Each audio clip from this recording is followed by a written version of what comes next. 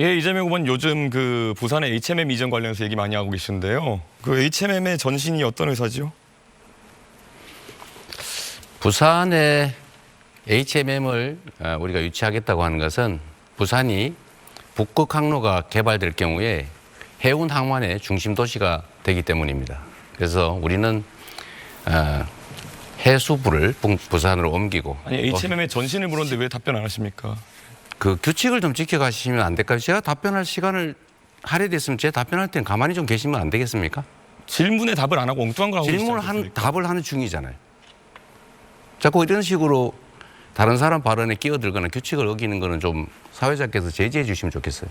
네, 정해진 답변을 원칙적으로 하지 않는 답변 것도 시간 제지해 주셔야 30초가 됩니다. 보장된다는 점은 아까 말씀드립니다. 15초 남았으니까 마저 할게요. 네. 어쨌든 부산을 해운 항만의 중심 도시로 만들어야 됩니다.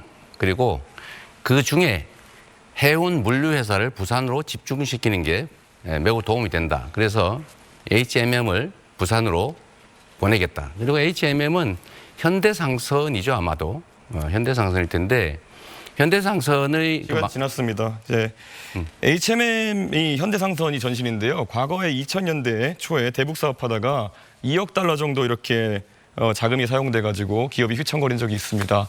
이게 요즘 같으면 대북 송금으로 크게 문제되는 일입니다. 그렇기 때문에 이런 것들을 중요하게 다뤄야 되는데요.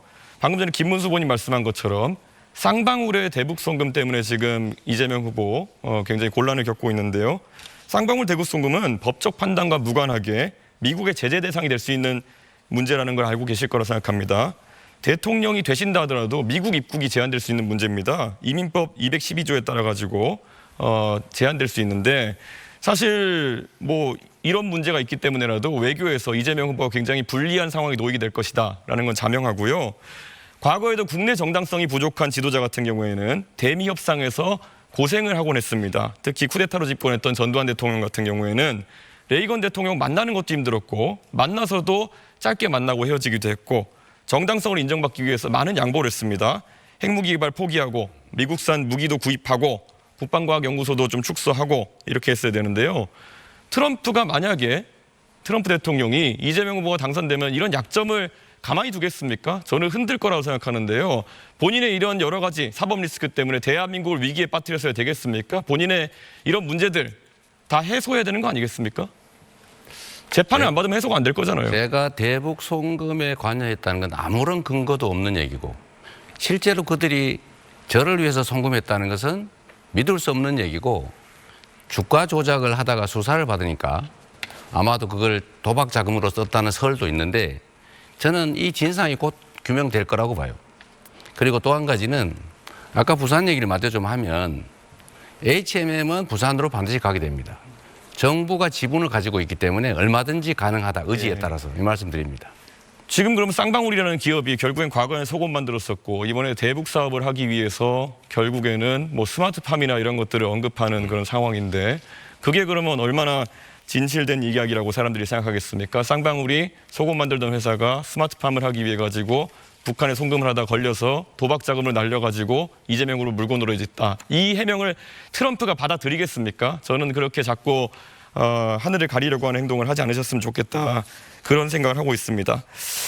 그리고 사드 문제에 대해 가지고 이재명 후보가 사드는 미국 방어용이다라는 말씀하신 적이 있습니다. 근데 사드라는 무기 체계를 전혀 이해 못하고 계신 것 같은데 사드는 종말 단계에서 미사일을 요격하는 그런 체제입니다. 그렇기 때문에 떨어지는 것을 요격하는 것이거든요. 사드 미사일과 레이더가 우리나라에 배치되어 있다는 것은 우리나라에 떨어지는 것을 막겠다는 그런 의지입니다. 그런데 지금 이재명 후보는 흔히 그러니까 중국에서 얘기하는 것이나 아니면 음모론자들이 얘기하는 것을 또 받아들이셔가지고 결국 사드가 미국 방어용이라는 주장을 하고 계세요. 이런 식으로 잘못된 정보를 바탕으로 해가지고 이런 음해를 하시면은 과연 미국에서 봤을 때는 이 사람은 뭘 해도 이렇게 왜곡해서 인식하는 사람이구나. 이거 만약에 외교위원장이 가셔서 대통령으로서 발언하셨다면은 큰 망신살 발언인데 아직까지도 사드는 미국 방어용이라는 입장을 유지하십니까?